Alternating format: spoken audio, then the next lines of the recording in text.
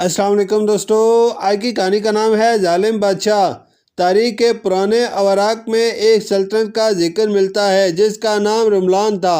یہ ایک وسیع و عریض سلطنت تھی جو صحرا کے بیچوں بیچ آباد تھی۔ یہاں کے باسی قافلوں کی تجارت کرتے، پانی کے چشموں کے قریب بسیرا کرتے اور اپنے خاندان کے ساتھ زندگی گزارتے، مگر اس پرامن زمین پر ایک سایہ سا چھایا ہوا تھا۔ یہ سایہ تھا بادشاہ نوفل بن قمر کا، جو اپنی ظلم و ستم سے پورے خطے میں مشہور تھا۔ بادشاہ نوفل بچپن ہی سے سنگ دل اور خود پسند تھا۔ جب وہ تخت پر بیٹھا تو اس نے اپنے درباریوں کو واضح کر دیا کہ اس کی سلطنت میں اس کی مرضی کے بغیر کوئی سانس بھی نہیں لے سکتا۔ رعایا سے ٹیکس لینا، قبیلوں کو آپس میں لڑانا اور مخالفین کو عبرت کا نشان بنانا اس کی فطرت کا حصہ تھا۔ تصویر کی مانند منظر میں ایک قافلہ دکھائی دیتا ہے۔ اونٹوں پر لدے ساز و سامان پانی کے مشکیزیں اور قافلے کے درمیان دو اشخاص گرمجوشی سے مصافحہ کر رہے ہیں۔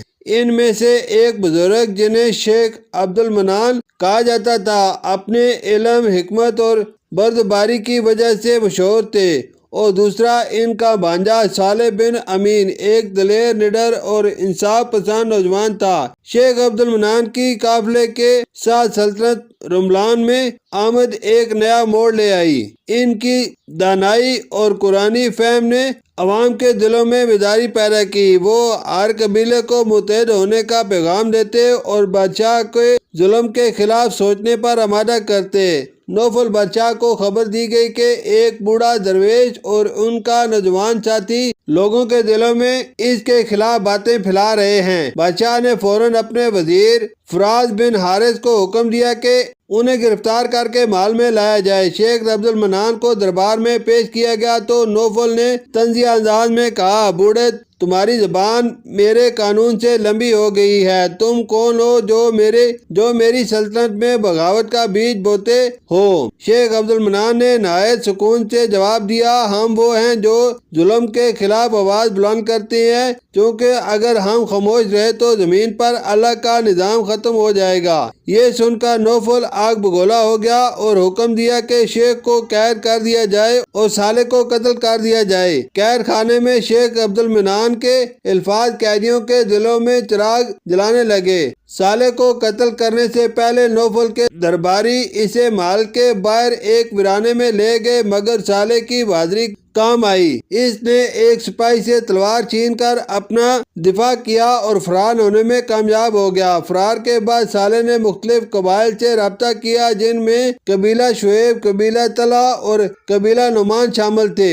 سب قبائل نوفل کے ظلم سے تنگ آ چکے تھے۔ صالح نے انہیں اکٹھا کیا اور ایک فیصلہ کن جنگ کی تیاری کی۔ جب خبر نوفل تک پہنچی کہ قبائل متحد ہو چکے ہیں اور بغاوت کا علم بلند ہو چکا ہے، تو اس نے اپنی فوج کو تیار کر کے قافلوں پر حملہ کرنے کا حکم دیا۔ دونوں افواج ایک وادی میں آمنے سامنے ہوئی۔ ایک طرف ظلم کا نشان نوفل، دوسری جانب انصاف کا علمبردار صالح۔ جنگ کئی دنوں تک جاری رہی۔ آخرکار صالح نے بادشاہ نوفل کو گھیر لیا۔ ایک خونریز جنگ کے بعد نوفل مارا گیا اور اس کی سلطنت کو فتح کر لیا گیا۔ نوفل کے مرنے کے بعد شیخ عبد المنان کو قید سے رہا کیا گیا۔ صالح نے ان کی زیر نگرانی سلطنت میں عدل و انصاف کا نظام رائج کیا۔ قافلے آزاد ہو گئے، ٹیکس کم کر دیے گئے، پانی کے چشمے سب کے لیے کھول دیے گئے۔ ہر قبیلہ خوشحال ہونے لگا۔ شیخ عبد المنان نے آخری خطبہ دیا، یاد رکھو، ظلم کا انجام ہمیشہ زوال ہے۔ جب لوگ متحد ہو جائیں اور اپنے رب پر بھروسہ رکھیں تو ظالم کبھی کامیاب نہیں ہوتا۔ ظالم بادشاہ بلکہ ایک سبق ہے کہ ظلم جتنا بھی طاقتور ہو، جب عوام بیدار ہو جائے تو وہ ظلم کو شکست دے سکتی ہے۔ تصویر میں موجود مصافحہ اسی اتحاد اور اعتماد کی علامت ہے جو آخر کار جیت کا سبب بنا۔ شکریہ۔